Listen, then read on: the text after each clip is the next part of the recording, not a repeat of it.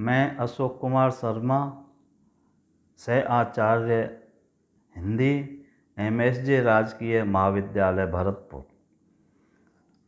आज हम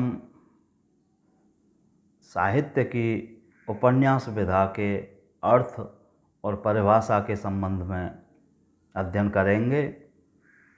जब हम साहित्य के बारे में देखते हैं तो साहित्य जीवन और जगत, इन दोनों का अध्ययन या प्रतिबिंब या अभिव्यक्ति होता है। तो साहित्य पद्य में और गद्य में दोनों रूपों में मिलता है या लिखा जाता है। पद्य में जो होता है उसे काव्य कहते हैं और जो गद्य में होता है उसमें अनेक विधाएं आती हैं, जिनमें उपन्यास, कहानी, रेखाचित्र, जीवनी, संस्मरण, नाटक, एकांकी आदि हैं। साहित्य की विधाओं में उपन्यास को सबसे बेहतर माना जाता है, क्योंकि उपन्यास में जीवन और जगत अर्थात व्यक्ति और उसका वातावरण, ये दोनों बहुत ही श्रेष्ठ स्थिति में चित्रित होते हैं। जीवन के बारे में जब हम बात करते हैं तो व्यक्ति का जो मन है, व्यक्ति का जो चित्रण है वो इसमें किया जाता है और व्यक्ति का मन से हम मनोवैज्ञानिक स्थिति का पता लगा सकते हैं। दूसरे, उपन्यास का जो महत्व होता है वो सांस्कृतिक भी होता है, क्योंकि उपन्यास का फलक विस्तृत होता है। उसमें जगत की घटनाओं का, जगत के व्यवहार का चित्रण होता है। व्यक्ति और वातावरण का एक दूसरे पर क्या प्रभाव पड़ता है, क्या प्रभाव डालते हैं, इन बातों पर भी चर्चा उपन्यास में की जाती है। मनोविज्ञान की दृष्टि से भी उपन्यास का बहुत महत्व होता है और एक अंग्रेजी विद्वान या मनोवैज्ञानिक है आलपोर्ट, उसने तो मनोवैज्ञानिक सिद्धांतों के प्रतिपादन के लिए उपन्यासों के अध्ययन को अत्यंत आवश्यक माना है और उसका कहना है कि अगर उपन्यासों का अध्ययन करके हम मनोविज्ञान के सिद्धांतों का निर्धारण करें तो व्यक्ति मन की जो यथार्थ स्थिति है, उसका मनोविज्ञान है, उसका हम वास्तविक चित्रण या ज्ञान प्राप्त कर सकते हैं। इस प्रकार साहित्य के रूपों में जो गद्य विधाएं हैं उनमें उपन्यास अत्यधिक महत्वपूर्ण विधा के रूप में माना जाता है। अब हम उपन्यास शब्द की व्युत्पत्ति और इसके बारे में चर्चा करते हैं। तो उपन्यास शब्द है वह उप और नि पूर्वक अस धातु में अच प्रत्यय जोड़ने से व्युत्पन्न माना जाता है। उप का अर्थ होता है निकट और समीप और न्यास का अर्थ होता है बैठना। तो समीप बैठना अर्थात उपन्यास का अर्थ होता है समीप बैठना। किसके समीप बैठना? मानव जीवन के समीप बैठना। अपने मन को या अपनी भावनाओं को उपन्यास में अभिव्यक्त करना, उसके समीप ऐसा लगे जब हम उपन्यास पढ़ें कि ये हमारे समीप ही बैठा हुआ कोई तत्व है या कोई व्यक्ति है। उस निकटता को अत्यधिक अच्छी स्थिति में मानना ही उपन्यास शब्द का अर्थ माना जाता है। दूसरी इसकी व्याख्या की है उपन्यास की, तो उपन्यास प्रसादनम अर्थात उपन्यास वह रचना है जो हमारा प्रसादन करने में समर्थ है। प्रसादन का अर्थ यहाँ आनंद देना, रंजन करना माना जाता है। दूसरी जो व्याख्या संस्कृत में दी है वह है औपपत्तिकृतो हि धर्म उपन्यास संकीर्तित समुचित विन्यास को ही उपन्यास की विशेषता इसमें माना जाता है। तो विन्यास का आशय यहाँ भाषा की दृष्टि से, कथा की दृष्टि से, चरित्रों की दृष्टि से, संवादों की दृष्टि से जब हम विन्यास करते हैं, उसका विकास करते हैं, उसको क्रमबद्ध करते हैं, तो वह उपन्यास माना जाता है। हिंदी के अलावा अंग्रेजी में भी उपन्यास शब्द पर चर्चा की गई है और अंग्रेजी में उपन्यास के लिए नावल शब्द दिया गया है। तो नावल जो शब्द है वह इटालियन है और इटालियन शब्द नावेला से बना है। नावल शब्द इटालियन नावेला शब्द से बना है और नावेला का अर्थ होता है सूचना। तो शिपले जो विदेशी वैज्ञानिक हैं या पाश्चात्य विद्वान हैं, उन्होंने व्याख्या की है इसकी कि नावल शब्द से एक नवीन प्रकार की प्रकथन प्रधान रचना का बोध होता है, जिससे आधुनिकता और सत्य दोनों की प्रतिष्ठा पाई जाती है। तो नवीन प्रकार की प्रकथन का आशय यहाँ पर जिसमें कथन किया गया हो एक विशिष्ट रूप में, वह रचना, और उस रचना में आधुनिकता, नयापन और सत्य जो सनातनता है, उन दोनों का सामंजस्य या दोनों की स्थिति पाई जाती है। तो शिपले ने सत्य और आधुनिकता इन दोनों तत्वों को उपन्यास में उपस्थित होना माना है और कहा है कि ये दोनों तत्व उसमें पाए जाते हैं। सत्यता भी होती है उपन्यास में और आधुनिकता भी होती है। न्यू इंग्लिश डिक्शनरी में नावल के बारे में लिखा है कि नावल वह विस्तृत गद्यात्मक रचना, प्रकथन प्रधान रचना है जिसमें वास्तविक जीवन का अनुकरण करने वाली घटनाओं और पात्रों का एक व्यवस्थित कथा वस्तु के रूप में वर्णन रहता है।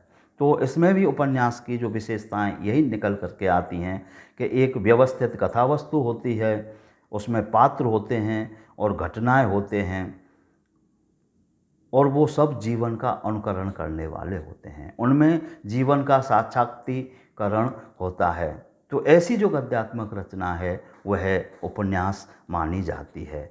अर्नेस्ट ए बेकर पाश्चात्य विद्वान हैं, उन्होंने उपन्यास के बारे में कहा है कि उपन्यास को हम गद्य में कल्पित व्याख्यान या आख्यान के माध्यम से की गई जीवन की व्याख्या कह सकते हैं। ऐसा आख्यान जो जीवन की व्याख्या करता हो गद्य रूप में, वह उपन्यास माना जा सकता है। अर्नेस्ट ए बेकर ने इस प्रकार की रचना को उपन्यास माना है।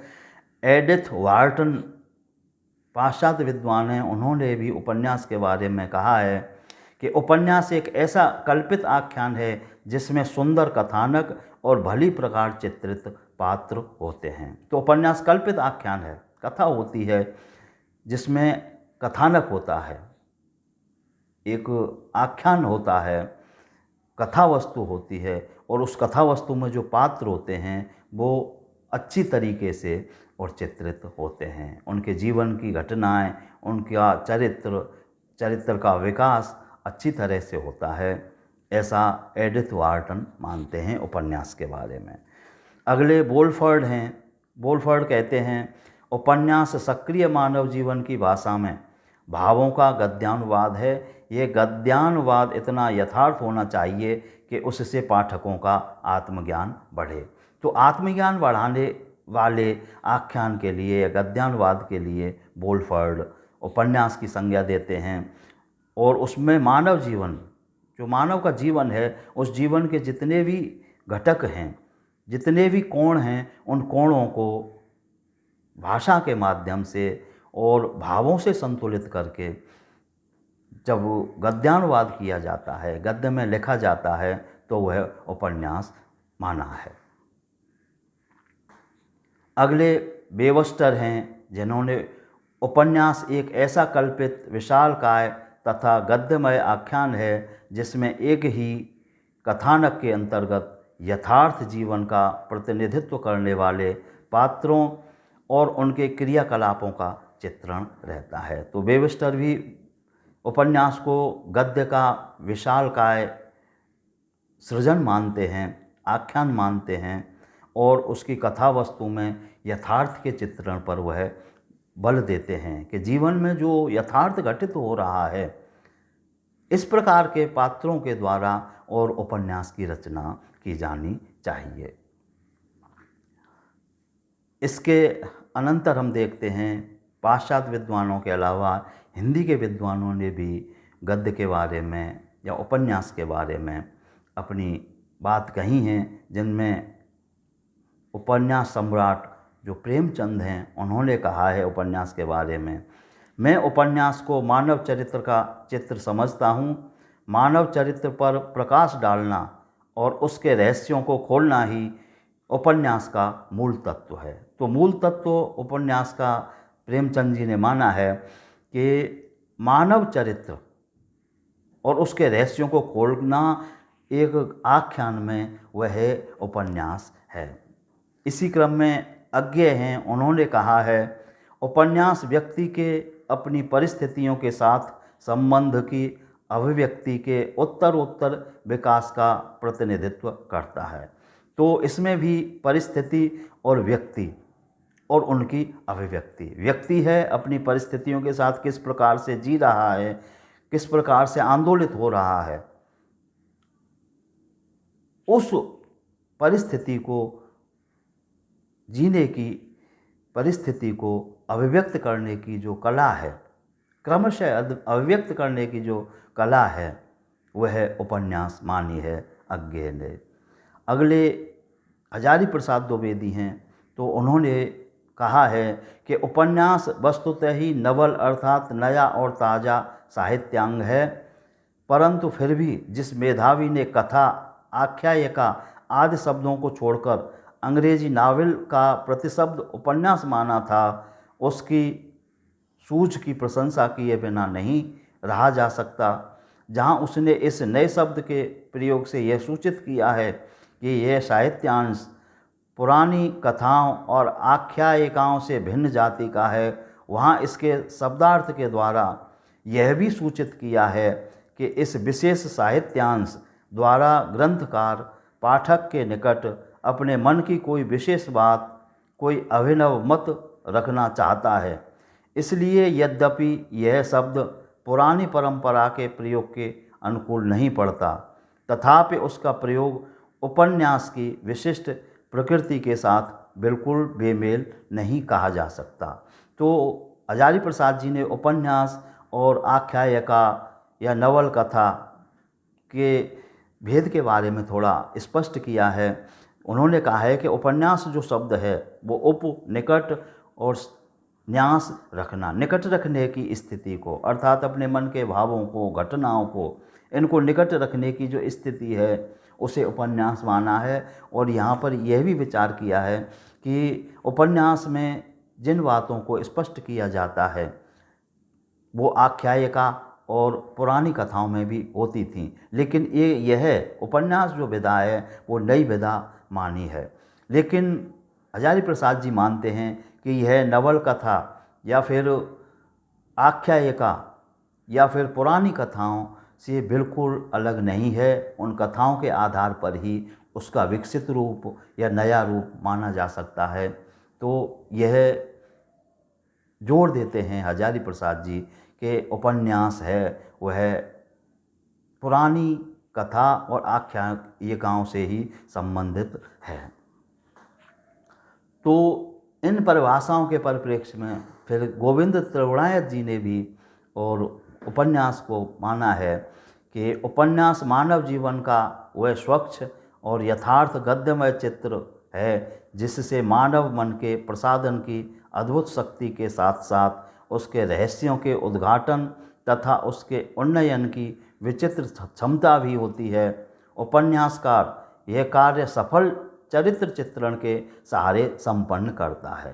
तो गोविंद त्रिगुणायत जी ने जो उपन्यास की परिभाषा दी है तो उसमें सामान्यतः उपन्यास के सभी तत्वों को समेकित करने का प्रयास किया है, जिसमें एक तो कथा, एक यथार्थ जीवन चित्रण, दूसरा मानव का मन और तीसरा रहस्यों का उद्घाटन और उन उद्घाटनों में को उन्नयन करने की जो क्षमता है, क्षमता, अभिव्यक्ति का सिस्टम, ये सभी इसमें माने जाते हैं। तो इस प्रकार से हम देखते हैं कि उपन्यास शब्द की जो परिभाषाएं हैं और व्याख्याएं हैं और अर्थ हैं वह स्पष्ट हैं। अर्थ यह है कि इसमें मानव का जीवन और जगत का व्यवहार या जगत की स्थिति, इन दोनों का अच्छी भांति सुंदर भाषा में और अभिव्यक्त या अभिव्यंजना की जाती है और वह उपन्यास माना जाता है। इस प्रकार से उपन्यास के अर्थ और उसकी परिभाषाओं के बारे में हमने इस व्याख्यान में अध्ययन किया। धन्यवाद।